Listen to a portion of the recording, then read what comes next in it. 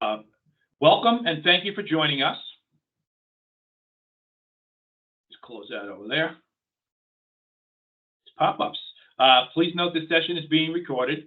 If you would not like to be recorded during the session, you are welcome to turn your camera off.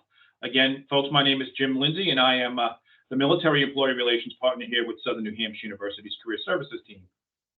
We are joined this evening by campus recruiter Ayesha Richardson from Penguin Random House, and we're looking forward to hearing more about the company.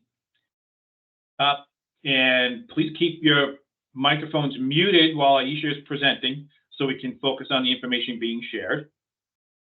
And then once we complete that, then it'll be a good opportunity for you to come off mute, go back and forth with questions. We will ask that you do raise your hand and use that tool there so we can get to everybody's questions. And if we don't have time to get to those questions, we will get responses from Ayesha after we can share those out. So I'm just going to move on here to our next slide here. And accessibility is important to us here at Southern New Hampshire University. Individuals with accessibility needs requiring accommodations may reach out to the following. For online students, you can reach out to oac@snhu.edu, or you can call 866-305-9430.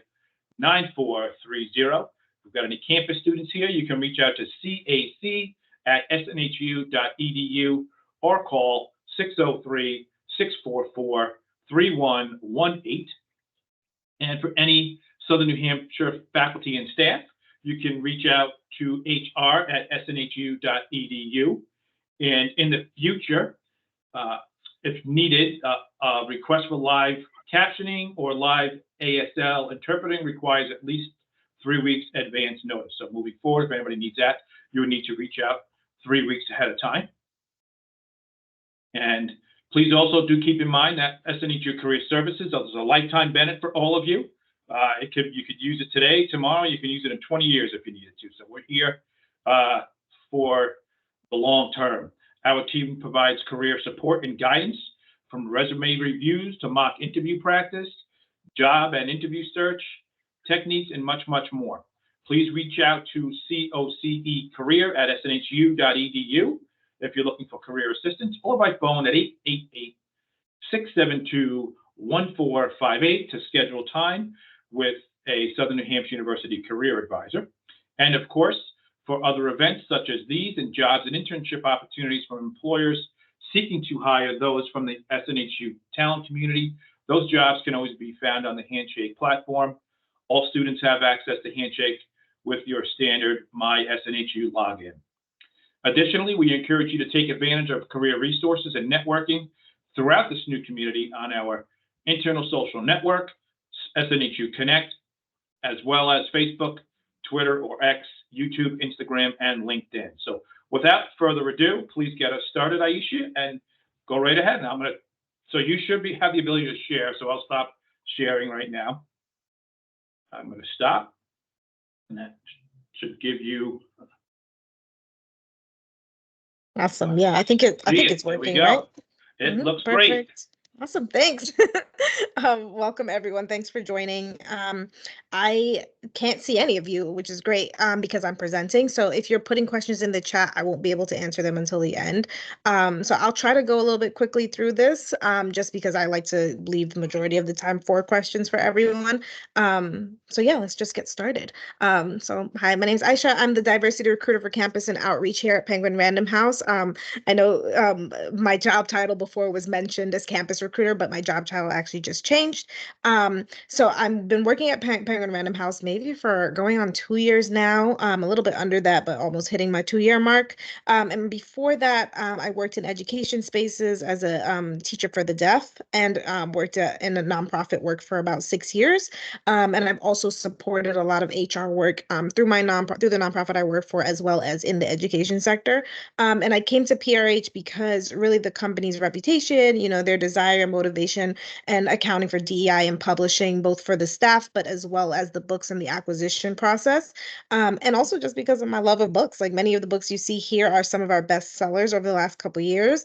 But also there are books not on here that I also really love and authors that I really value who have been with me for a long time, which I know many of you probably feel the same. So for this session, like they said, just if you have questions, drop them in the chat, or I think you said use the raise your hand model. But again, we'll wait till the end for that. So here's a little bit of the agenda. I'll give you like 2 seconds to go through that. Glance at that, and then we'll jump right in. All right, so Penguin Random House is the largest global publisher in the world. We merged back in 2013 from Penguin, the company Penguin, and then Random House merged into a large global trade publishing company. PRH is headquartered in New York City. Like I think I said it earlier on, we're close to Times Square, right between like Columbus Circle and Times Square. That's like the Hell's Kitchen area of New York, but it's Times Square is adjacent. And between the two companies now formed into one, we have about 5,000 employees across almost 250 imprints. And that includes our warehouse locations as well, which we'll talk a little bit about in a second. So the mission for Penguin Random House is to really foster that universal passion for reading. As publishers, it's really our job to find new talent, help them realize their vision and perfect their work, and connect it with every audience, every reader, to really shape the future of books. And I think that that's one of the secrets of Penguin Random House is how passionate people are here about working for the company and also the books and the stories that we put forth. Everyone is super dedicated. Everyone's really creative. And we really value that here. And you see it in the work that we put out. So here's some of our US locations. So like I said, the corporate headquarters is in New York City. Our audiobooks office is located out in Woodland Hills, California. And then we have Westminster, Maryland, which is one of our Westminster, Maryland. We have Crawfordsville, Indiana, and Reno, Nevada are where our warehouses are. So that's where the books are distributed. So if you ever order books or anything from Penguin Random House or see them in the stores, they're all shipped out of those locations. And we do have smaller operations outside of Washington, Colorado, parts of Florida, and other parts of California. But yeah, that's a little bit of where we are in the US. Penguin Random House has a global presence. So here are some of our global locations. You can see there. And then we have our publishing division. So there's several divisions that make up Penguin Random House, and again, about 250 imprints. And we'll talk a little bit soon about what the imprint is. But first, we'll talk about the divisions. So I always like to state it as like you have the Penguin Random House, then you have the divisions that it's broken into, and then you have the 250 imprints underneath. So the divisions that publish books, so that actually make books, are right here on the screen. You might recognize some of them, but to let you know what they are, it's Penguin Publishing Group. We have Random House, Knopf Doubleday, Crown Publishing Group, Penguin Random House Audio Publishing Group, Penguin Young Readers, Random House Children's Books, and DK. And there are other areas in the business that, many people can apply for jobs for, which are such as legal, IT, our bookmaking division, which the bookmaking division is our proofreading and copy editing team. So that's our production editorial roles, our managing editorial roles, and our production roles. And then lastly, we have our sales division. And you can see all of our divisions on our career site, which there's going to be a link later on for you to peek at. All right. So our imprints are the editorial group or the book brand name. So they often represent a certain subject or category or format that a book is made into. So, if something's like a romance, or if something is like a comic book or a graphic novel, like those are what our imprints are creating. And I don't know if you all recognize any of them, but I will tell you now what they are. So one is obviously Penguin. Number two is Inklore, which is one of our newer imprints. It just launched back in January. It's a manga and manhwa imprint. Random House is number three. Number four is One World. Number five is Viking. Number six is one of our children's divisions, Little Tiger. Number seven is Charcha Perigi. Number eight is Berkeley. Number nine is Riverhead. And number 10 is Kokila, which is another one of our children's imprints. And Kokila focuses solely on producing stories for marginalized children. All right, so here are some titles again from some of our imprints, so you can just take a look at those. Many of our books and stories have been adapted into Netflix shows and other forms of media, so which you probably know that, because being so large, such a large company, they're going to be showing up in multiple spaces. So these are just some of the bigger ones that might be recognized. So the editorial process, one thing I like to note about the editorial process is that it does happen simultaneously. These things aren't like one after the other. It takes about 2 to 3 years to really create a book from the start to the finish, from the time the manuscript is acquired to the time that it's finished. And it really is a collaborative process. So when I say that people here are super creative, it's not just in, oh, this is my ideas. It's in the collaboration as well. There's always bouncing ideas off of each other. There's always like listening to what the author wants. And then, okay, well, if the author is giving us free range to do something, let's come up with something big or something like unusual for us to do that this author might be super impressed by, or that can really showcase the work. So the editor, they acquire the books, and they are working directly with the author to finish that manuscript. And they will connect after, well, while they're doing that, they'll connect with all the other departments to talk to them about what the author wants. So for art and design, the art and design team, they review the book and see what the author really wants in the voice for the cover, the jackets, the interiors. They really want to hear the voice of the story and then put it into imagery for the book itself. Production, they're the team that will take the book and make it the actual physical book itself. So they think about like what type of material for the pages, what type of material for the sewing and the bounding, all of that stuff they put together to make the actual book. Also, marketing and publicity kind of work together with the editor as well to think about creative campaigns to put the book forward across different social media platforms in different ways, and in terms of like events and things that happen where they bring the author to really publicize the book and share it with different communities. And sales also thinks about sales, publicity, and marketing. They do something where they think really creatively about where the book would sell, what audiences would want to buy that book. And there's a lot of research that goes into all three of those areas when they think about where the book will do its best.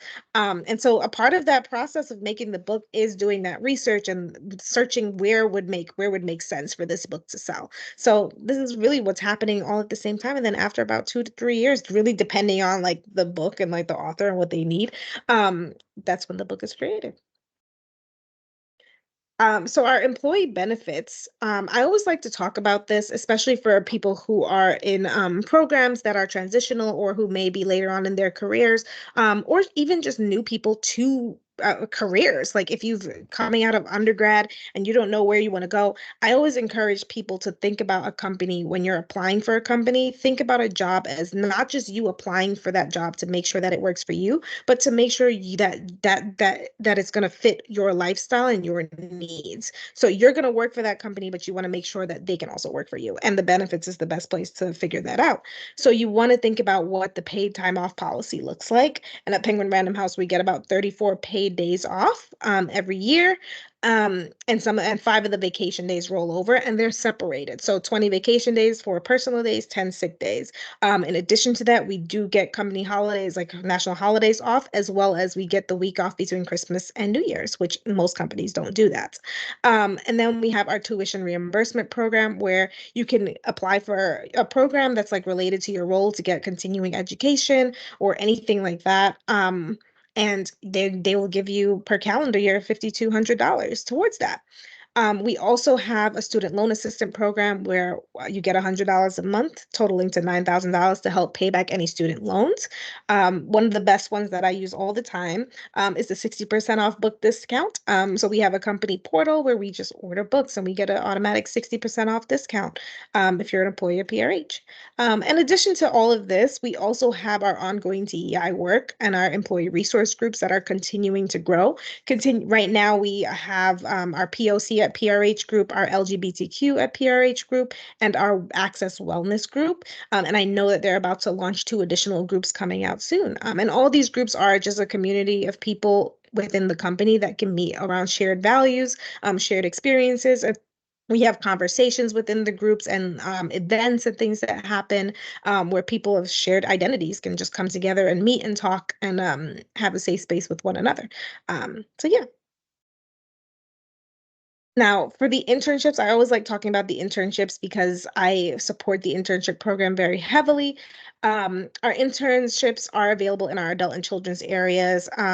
And we have a bunch of different divisions and departments that will offer internships. So the program is fully remote. It's paid at $20 an hour. And there are a lot of activities like intro to industry events where we'll have staff members talk to you about what their day to day, and then what their role looks like, and then offer you career support. We have events where we have our talent acquisition director talk to applicants or talk to our interns really about what the application process looks like and getting jobs in publishing and getting jobs from their after their internships. And then we have recruiter one-on-ones where our interns get to meet one-on-one and get resume and cover letter support directly from our recruiters. And yeah, all of these different things that happen within our internship program. So I always like to talk to people about what it means to write a strong resume and cover letter. For a job in publishing, you really want to have a strong cover letter, a strong resume. Obviously, it changes depending on the role that you're interested in. Like a design role might look different than an editorial role, for example. But overall, you want your resume to be organized, easy to read, make sure there's no formatting errors, no grammar issues, or anything taking up space, or just things all over the place. Like I always say zoom out on your resume and look at it from like a distance. And if it looks insane and your eyes are going all over the place like this, that's not good. You want your eyes to be focused from one thing to the next or one page to the next or like one section to the next. And always send it in a PDF unless the company says otherwise. Because I have seen that where some companies will say like we want it in a Word or we want it in a specific document. If it doesn't say that, always upload your resume as a PDF because your formatting could be thrown off depending on the Word version of the computer that the recruiter's opening it up into. The other piece is I always tell people on your resume, you treat your work experience like work accomplishments. You want to think about what you did X to accomplish Y.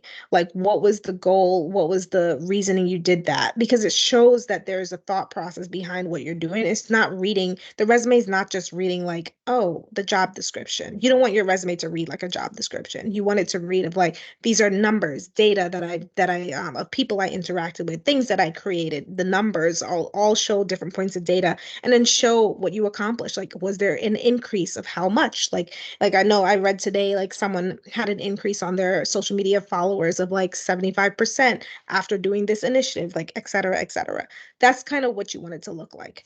And then the other piece is that for cover letters, you want to make sure that you're highlighting relevant experience that's not repeating what's on your resume.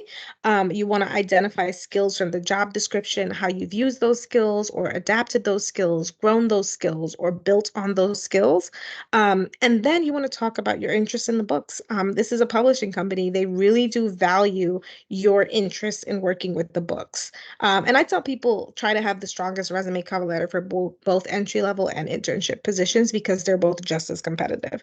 Um, and yeah, I think that the other thing I would say is between your career services department and meeting with everybody about your resume cover letter, there are a lot of tips, tricks, and advice that people can give you about your resume and a cover letter, but it's really up to you what you include and what it looks like. So I would take in everything that you hear, but then adapt it to what you need. And your career services does a lot for you about with your resume and cover letter. And, they're meeting with a lot of students and they can't always help you tailor to every single job that you're applying to. That's up to you. They give you the tools, you have to now adapt those tools. So I always encourage people to take in all the advice and all the information and then make it yours. So now that you've heard a little bit about this, you've heard about our potential opportunities, you probably looked into publishing a little bit. In terms of getting started, I would say definitely check our job boards on our career site. Jobs are being posted every day right now. For the most part, we've been doing a very high number of hiring right now. LinkedIn is a good place to reach out to staff and connect with staff and also learn a little bit more about the company. Our career site also is a great place to learn about our company. The publishing specific sites such as Media Bistro and bookjobs.com and Pub Lunch, those are all really good sites where you can keep up with the industry.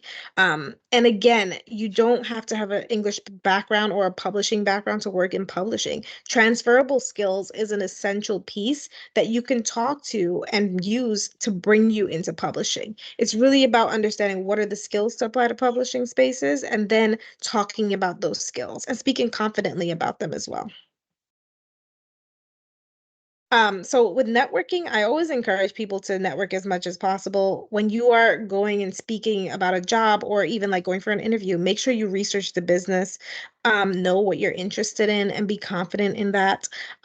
Read our books. It seems obvious, but it's really to understand what these imprints, motivations are, what are the stories that they're putting forward. And that's the best way to understand the imprint is by reading the books and that they're putting out. Um, and then use those stories to make connections for sure, because you never know who in the company you're talking to who worked on that book. As I've had that happen all the time, like several times in the last like 2 years, where like I'll introduce someone to a staff member and then they'll be talking about a book and they're saying, "Oh, is it this one?" And then they like pull it out. It's like, "Oh yeah, I worked on that book." So it's really awesome that that happens so frequently as it does. And then, yeah, make connections, reach out to employees, figure out how you can make a connection with them. Be creative in the way you network. I always encourage people to don't always just like message someone asking for something. Like get to know their life a little, like what their interests are. Like you can dive into their like social media. You can dive into their LinkedIn pages. Most of our staff have up-to-date LinkedIn pages. So dive in there and find like what is your connection? What's something similar? Like, did you all go to the same college? Did you all have like grow up in the same area? We've had all of that. Like I worked with deaf students for a long time. I had someone who messaged me on LinkedIn who said they were working with deaf students through their college or some college program that they did. And they reached out to me and said like, "Oh, that's really interesting that I'm at publishing." And, they wanted to talk. So I talked to them. So yeah, I would really encourage you all to think about the ways that you can be creative in networking, because it also will help you to not feel awkward about networking. I understand networking can be like an icky place to be because, you might feel like, oh, I have to sell myself. But if you're creative in your networking, where like you won't, it'll change the way you feel about that. And it will also make it comfortable for the person you're trying to network with. You want to make sure your networking is balanced, where you're not just having that person talk about themselves, but you're also talking about yourself. So integrate yourself into the conversation whenever you do have those one-on-one talks, because you want that person to know you a little bit, know what your motivations are, your skills are, where you want to be, so that they can advocate for you if you ever ask them to like write a recommendation for you or something. But yeah, so this is how you can stay in touch. Here's our career site. You can find us on Instagram, Twitter, LinkedIn, or X. I guess it's not Twitter anymore, and Facebook. And yeah, I'll open it up for questions now. Let me see if I can stop sharing my screen. That was Okay. a great abundance of great information. So thank you very much, Aisha. So We do have lots of questions here, but I did have one question I wanted to throw out. Maybe I'll just get started, right? And you mentioned on the resume to keep it clear and clean, right? Lots of folks in the creative industry like to create a resume with a lot of creative, a lot of imaging, a lot of art to it. What is your suggestion on something like that? So I've yeah, heard things it's back and forth on how you should do that. So Yeah, that's the thing about, about writing resumes and even just like applying to jobs. You're doing something that's completely, it's like up to someone else. It's so subjective, right? Like everyone has an opinion about something. So for me, I actually just had a session this morning with a designer. It was a Ask Me Anything with design schools. So it was myself and a designer. She's an art director here. And someone asked that question actually. And she said from her perspective, don't like go crazy with it. but it is nice to see a little bit of a creative touch in your resume cover letter. Um, Again, don't go crazy. You do not need to have your picture. People always put their picture in their resume. If your LinkedIn is linked on there, your picture will show up in your LinkedIn. You don't have to take up space in your resume with a picture of yourself. Also, like your resume is going all over the place. Like people, I'm a little bit of a crime junkie, so people be doing crazy things with your picture. So I don't put your picture all over the place. Same thing with your address. You really don't need your address in your resume or your cover letter. Like, no, no, no. If you get hired for the role, they're going to ask you to fill out HR paperwork and do an I-9 that requires you to put in your legal address. So it does not need to be on your resume cover letter. Like, don't do that. So yeah, I always say put a little bit of creative flair onto your resume or your cover letter. Use Canva. A lot of people will use Canva to make a resume cover letter, or like the Adobe platforms to do it, but don't go too crazy where it looks insane. Keep it nice, like keep it like organized as much as possible but still add your creative touch to it. I'm just going through the chat here. Folks, if you have Yeah. questions, just feel free to raise your hand and take yourself off of mute at that point if you're comfortable and ask your questions directly. As again, this is a session for you to engage with Ayesha, so feel free to do so. All right, Doan, did I pronounce that correctly? Hello, I'm Donis. So Ayesha, I had a question about the internship that you mentioned. Can you guys hear me okay? Yep, we can hear you. Okay, so I did see an internship sort of opportunity on the career site that I think the window closed on March 15th. I was wondering when we should, or if we would hear back if we were selected for the position, or how that process is going to go. Yeah, so I know that the interviews are going to be starting soon. For the first round interview, it's a 2 interview process. So you should hear back. If anything, what we do is we go through all the applicants first, and then we will have the first round interviews, and then we send candidates to hiring managers for see how they feel about candidates, if they want to move forward. If they don't, then we'll tend to go back to the pool and like start pulling like our second applicants and like move that forward. And then again, repeat the process. So it can be a little bit of a long process, but essentially I think right now they're starting interviews this week. This week. And then so you should be hearing back between now, next week, the week after. I'll give it. Great, thank you. Sarah, go right ahead. Hi, I'm Sarah. I actually have a question. It's more related to query letters than actual resume writing. What makes one query letter stand out from another? So I won't be able to answer that because I'm not reviewing books for the acquisition process. So query letters, for people who don't know, are for people who are looking to get their work published. So you have to submit that to an agent, and then the agents will review if they want to pick up your book or not, and then move you forward through the acquisition process. But yeah, I can't answer that, Sarah. That would be more for like an agent. Fair enough. Thanks for the question, Sarah. Zachary, go right ahead. Oh, Zach, I'm sorry. Yeah, hi, my name's Zachary Weston. So I'm currently finishing up my career in the military, and I was I'm moving to Columbus, Ohio, and I was looking at some of the jobs on the website, and I was just curious with the remote possibility. I know you work remote, but you're pretty close to New York City. Columbus is pretty far away. I was just curious. I guess, what are the possibilities of most of those remote possible jobs becoming remote, and how far, like, is there like you need to be within a possibility of coming to meetings in New York City, or is it fully remote, I guess? Yeah. Well, thanks for your service. I think that one thing, I wouldn't recommend commuting from Columbus at all. But I would say, I mean, even like you said, Zachary, I'm like maybe 2.5 hours outside of New York, and I would never, no, you're not going to find me on nobody's train going into New York. It's just, it happens very rarely, and I try to avoid it. So if the job on the career site, if it says open to remote, that means it's open fully remote. You can work remotely. If it says hybrid, you have to be within the New York Right. City commutable area. Sure. And that will probably require you to come into the office maybe 3 to 4 times a week, 2 to 3 times. It really depends on the job. If it doesn't say, then you can ask about it. Sometimes in the job description, it might say, but we try to be consistent with when we say when something's remote or not. But yeah. Perfect. I appreciate it. Yeah, of course. Thank you, Zach. Beth, go right ahead.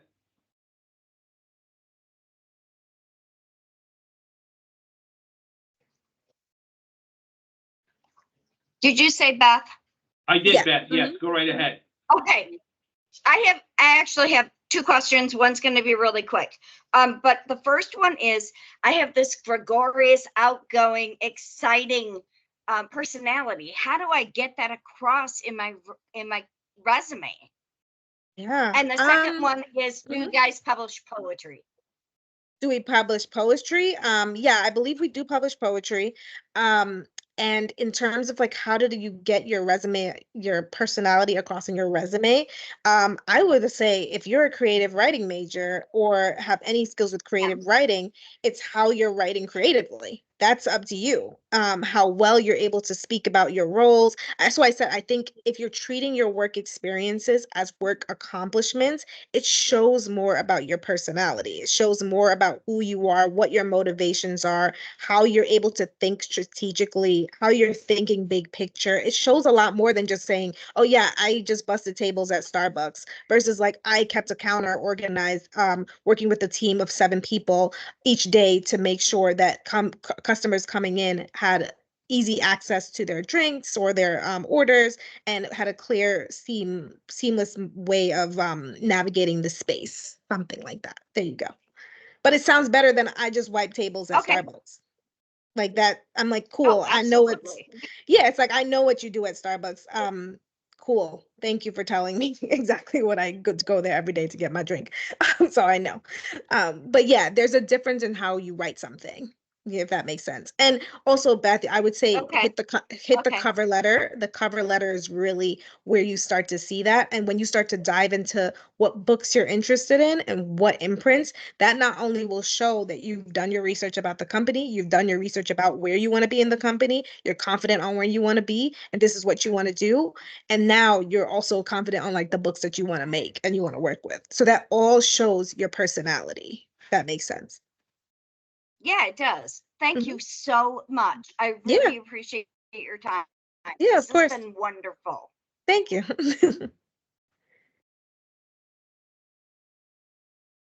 Oh, I think you're muted, James.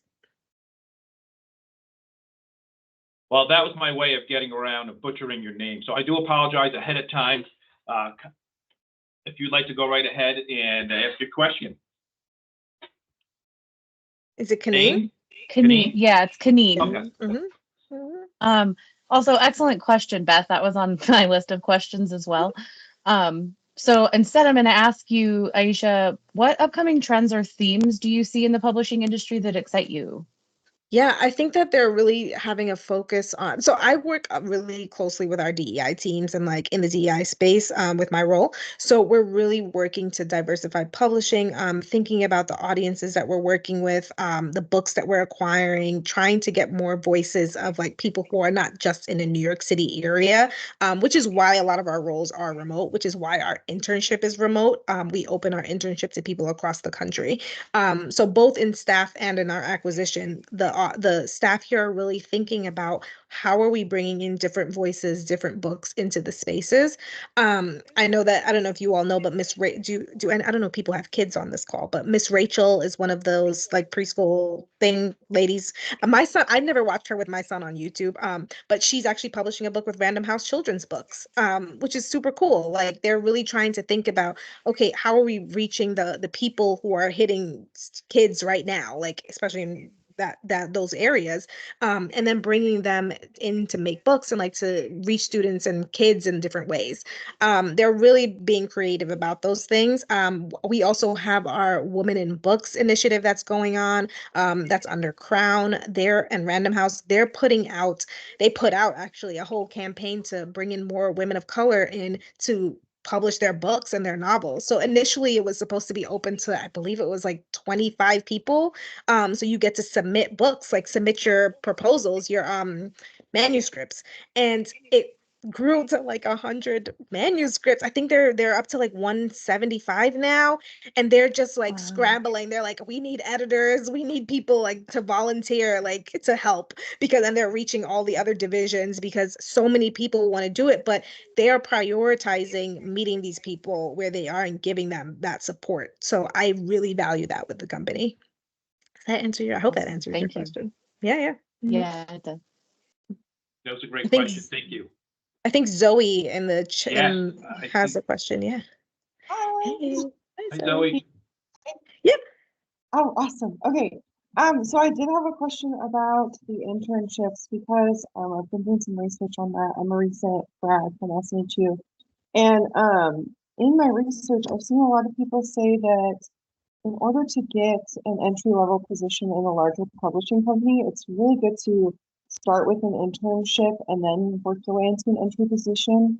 Do you have like any thoughts on that? I'm just kind of curious. Some people want to skip the internship and go straight into an entry level, but I found that that's really difficult to do. Like a lot of people want you to have that internship experience first. Yeah.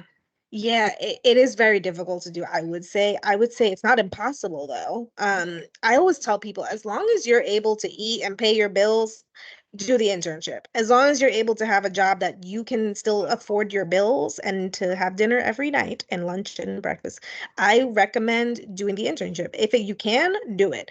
If you cannot do that, then I would say trying to seek as many other opportunities to getting that experience. Someone asked in the chat too, I think it was Heather, said something about getting experience when you live in a small town. It's kind of the same. I kind of can make that parallel there where like you don't have any publishing experience, or you live in a small town and there's not many publishers around.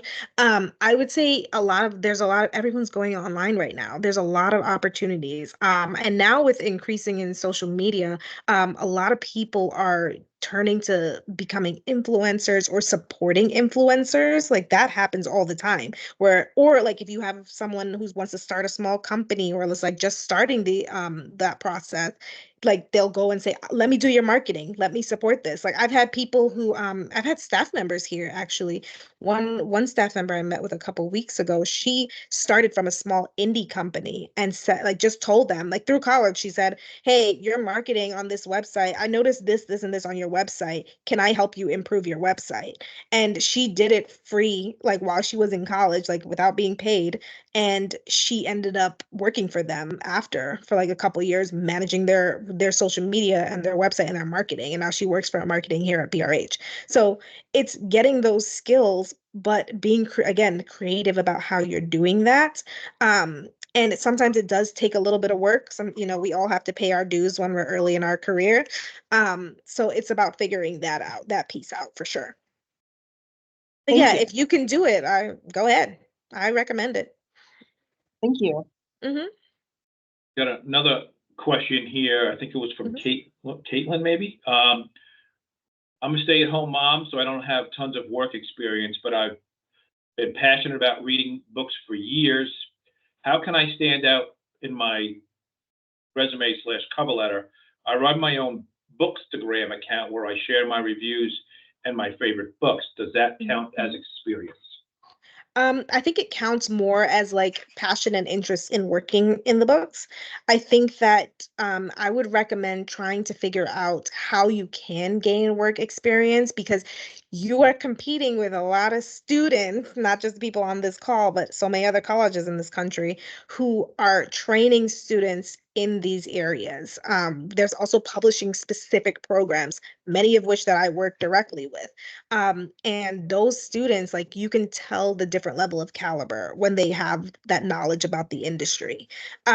So you're competing with a lot of people. So you have to think about what skills do these people have that you need to get. So understand what area in publishing you want to be in, and then I would deep dive into how can I gain those skills in that specific area. So like if for example, if you're interested in marketing, right? You want to get all the Adobe Suite platform. That's under, you want to know how to use Adobe Illustrator, Adobe Photoshop, Adobe what's the other one? What's the other one? I'm blanking on it right now. InDesign. You want to make sure that you know all of these platforms if you want to work in a marketing role in a publishing company. But the skills you really need to have are like project management skills, time and task management. So, I mean, being a stay-at-home mom, I would talk about like how you're keeping your day organized. Like, how are you staying organized while balancing raising a kid? Like, how are you completing multiple tasks around your house and getting things done? Like, those are all those skills. It's just how you're talking about it now. And then also managing a bookstagram, like, oh my God, I can't even imagine. I would also try to move your bookstagram to TikTok and get a book talk as well, which don't even get to me started on TikTok. Like I'm not even interested. But like TikTok is the next step for social media. I personally am just like, absolutely not. But if you are able to develop those skills and move your stuff to a TikTok, that shows another level of dedication and also will give you skills in social media posting and using a social media site for like a marketing role, for example, or publicity. All of these are ways you can do that. So you really just going to have to think a little bit harder about, okay, how can I be creative in how I'm talking about this so that it mirrors someone who's a student who does have these skills? I hope that answers that question. All right, so one more. We're getting close on time. Is there Mhm. mentoring in the internships? Yeah, so for the fall spring program, yes, there is mentoring in the internships. The way that works is that in addition to the supervisors that you'll have for the internship, we'll also match you with a mentor who's just someone in the company who will serve as like an additional networker, as someone you can bounce ideas off of, someone who can just give you an additional leg of support or throughout your internship program. And also hopefully you can develop relationships with them and that will carry you into your future. So yeah. Right, we've got two questions, kind of similar types of things, but somebody mentioned Udemy, and then another individual mentioned LinkedIn Learning. They have lots of different courses and resources and certifications. What are your thoughts on those? Yeah, 100%. Go ahead and do those. The company here, we have a partnership with LinkedIn as well. So all employees here at PRH go and are able to get access to LinkedIn Learning courses for free as well. So yeah, I 100% recommend if you have access to LinkedIn Learning, go ahead and do those courses for sure. And I think it was Yolanda who asked that question, the stay-at-home mom. That's also another way, like to gain skills and to think about those skills. That's how you can do that. I'm sorry, that was Caitlin. Sorry. Are there part-time internships? So our internships for the fall, spring are part-time. They're 21 hours a week. And you're working through the business hours of Monday to Friday, 9 to 5 Eastern time. And then the summer internship is a little bit more full-time. It's 28 hours a week. And same thing, 9 to 5, between 9 to 5 Eastern time. And if you're on the different time zones, the Eastern time, we do work with that schedule. So yes, it's completely fine. I mean, again, were they all remote, the internships? Yes, all of our internships are remote. And so this is something too that I think is really important. If Penguin Random House is a company that you would like to work for, which many of you would because you're here, somebody mentioned the internships versus a regular job, or look at the internship, or that I look at them as more as entry point opportunities. It's not an entry level thing. It's not just an internship. It's getting your foot in with that organization that you've identified as your employer of choice. So I think that's important. We have one more hand up. Abby, go right ahead. Is that okay, Ayesha? Yeah. I'm fine. Yeah. Hi. I was just curious. You mentioned that it would be good to like get to know the different imprints and figure out kind of what direction you want to go. And I just wanted to know if you have any of the imprints that you prefer. Oh, yeah, Berkeley is a big one. I would say Putnam, Pantheon is also really good. Knopf, they publish a lot of literary fiction that I read. Yeah, but Berkeley, because I love a romance and a thriller and a horror, those are like my jam. Yeah, 100%. I'm Great. always reading some you. murder story. I think I said it, like I'm a heavy crime junkie, so like I listen to crime junkie podcasts if people don't. I definitely do. It's I'm super paranoid all the time, but yeah, it's like a part of me. Yeah. Yeah, I agree. I'm into Mhm. true crime as well, so I'll Yep. have to check Mhm. that out. Yeah, Thank yeah, it's you. great. Yeah.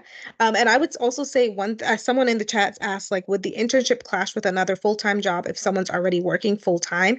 Again, if it's 21 hours a week for the fall, spring, and then the summer is 28 hours. If you can swing it, then do it. If you can't swing it, then that's a different conversation. Like it's again, it's for me, it's always make sure you have your bills paid at the end of the day and your food on your table. That is what matters to me, and worry about everything else after. Um, but yeah, it is part-time for students. So, and we do hire actually a lot of SNHU students for the internship. Like we hire, I know for the last, since I've been here, every internship cycle we've hired like one or two. And then one of them actually, she just got hired into a full-time job. So yeah, it does happen. And you all are getting the skills from your college. So yeah. Another That's question here, yeah. Beth, go right ahead real quick. And then we'll wrap it up. We want to let Ayesha go and get ready to learn to be an Eagles fan. Can the internships work for graduate students? Because I'm graduating in May, but I'm going right into graduate school Mm-hmm. Yeah, you can totally do the 8 internship days as well. later. Can I Yeah. still be an intern as a graduate student? Yep. We have interns. We have people who have been in careers for a long time who are transitioning careers. I have one woman who's like, she did Denver Publishing Institute like 18 years ago, and she's applying to the internship now. So yeah, we have people who want more. They just want the experience. They want to come in and out. Like it really is just if you meet the requirements, you have the skills. That's it. And then yeah, I would also say, oh, dang, I lost my train of thought. It's gone. Next. Oh, someone asked in the chat Did you about. say that internships are the best way to get your, like, do the internship and then apply for a job, or does it Again, matter? it's completely up to you. It's completely up to you and the skills that you have and how you're able to talk about those skills, either in your resume, cover letter, and an interview. It's completely up to you. I've seen it go both ways. You don't have to be in the internship to be hired as a full-time employee. You don't. But again, it would give you skills. And also our internship, that's what I was going to say, it's not a shadow opportunity. It is fully immersive. Like you are doing the work that our entry-level staff, our staff is actually doing. Like our interns are working on books that are coming out. Our fall spring interns, like for example, the fall ones, they will work on a lot of like closing out for the year, and then they come back in the spring and then get a chance to work with launch and when new books are coming out and thinking about books that are coming out in 2025, 2026. Like that's how our company operates. So yeah, it's very hands-on and very much you are doing the work. So like we've seen people will create the Amazon content pages for our books. So all of that's created by our interns.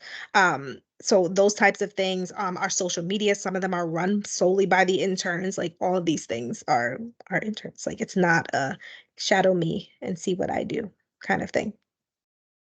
Do you know Which what I'm percent? Oh, I'm sorry. No, go ahead. Do you know what percentage of your internships turn into full-time employees? Yeah, it's maybe about half. Half About of our half, okay. interns become Yeah. full-time employees. Yeah. Yeah, and that could also change too. Like it can be like you could intern. It's not like an immediate, like this is happening immediately after. That does happen. It does. I would say that's where the half is 50% is coming from. But I would also say that sometimes we have interns who will do the internship, go off on their way, and then come back to us again, and then they are hired into roles. Like that's happened a couple of times. Like I'll get people saying like, "Hey, do you know this intern?" Like, and like they'll send them to me or like circulate it around the recruiters, and the recruitment team would say like, ask me and the other intern managers for advice. Was yeah, I manage the internship program if I hadn't said that, but myself and another teammate. So they'll service us around to us like, hey, do you know this intern? Do you know this person? And we're like, yeah, they're good to go. Push them forward through the application process. And then we'll pull up like information from their hiring manager, like all these things, and then move them forward through the process. And yeah, they're still competing against other people, like other people who may not have like the internship experience. But I advocate for my interns like my children, like my child, I have one, but I was a teacher. So for me, they become like my children that I have to push forward and always send their resumes all around and do all the things. And yeah, that's always happening on my side. Great. Well, listen, thank you very much for sticking Yeah. around for a little bit of extra time. Thank you all here, the students and alum that attended tonight. Again, reach out if you haven't already connected with your career advisors here at Southern New Hampshire University. Reach out to cocecareer@snhu.edu to get connected. And again, like Ayesha mentioned earlier, we want to customize those resumes that you're putting together and sending them in. You don't want to create one resume and blast it out to 100 folks. You want to customize it for each session there. So thanks again for coming on out tonight, and you all have a wonderful evening. Yes. Thanks, everyone. And Ayesha, I'm a Mets fan. Sorry. Gosh, embarrassing. Take care. Bye. Bye, everyone.